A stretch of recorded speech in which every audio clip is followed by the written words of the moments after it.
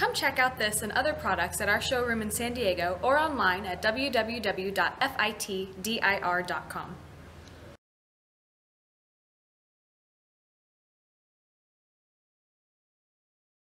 This video reviews the Schwinn X and Z bike first time setup.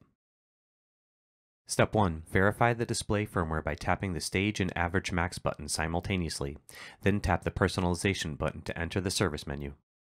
Use the Stage button to navigate to the Systems menu, then press the Enter button to enter the Systems submenu. Ensure the firmware matches the published version on Core Connect. Update is needed. Note: the display shown here would need a firmware update. Step 2. Spin the crank to activate the power meter.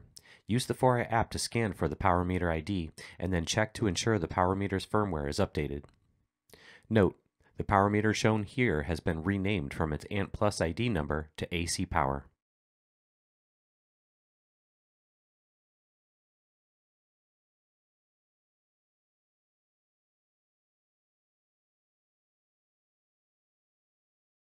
Step 3. With the power meter awake, turn it so that the left crank is at the 6 o'clock position, then calibrate the power meter using the 4i app.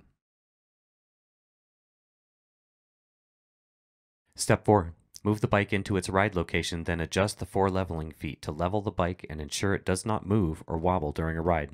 Note: if the bike is physically moved, the leveling feet may need to be readjusted. Step 5. Calibrate the gear by entering the service menu and press the Stage button until Gear Cal is shown, then press Enter. Slide the red calibration tool onto the flywheel between the first magnets, then tighten the brake knob until there is contact with the tool. Note: leave the red calibration tool for the end user or customer. Press the Enter button to complete the calibration. Cal Complete will show in the message center. Gear should read 1 when the brake is fully disengaged, and 25 when the emergency stop or brake knob is pushed down. Step 6. Test the full range of motion of the seat and handlebar post assemblies, including fore-aft and height adjustments, as well as smooth operation of the fore-aft adjustment levers and pop pins.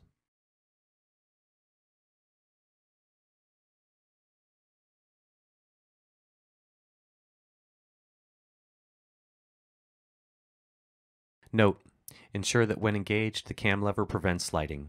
Step 7. Use a torque wrench with an 8mm Allen socket to check that the torque of the left and right pedal bolts is at 37 foot-pounds. Step 8.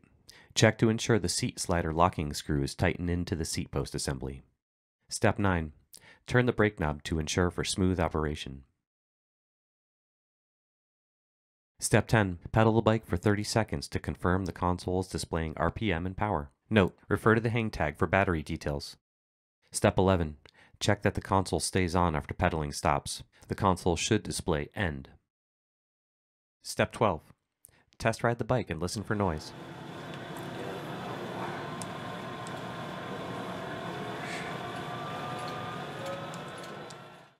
Press the Zone Mode Enter button on the console to start Rhythm Mode and accelerate through the green, yellow, orange, and red zones on the display.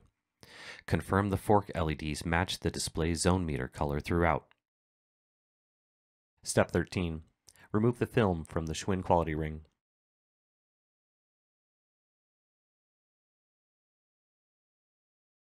Come check out this and other products at our showroom in San Diego or online at www.fitdir.com.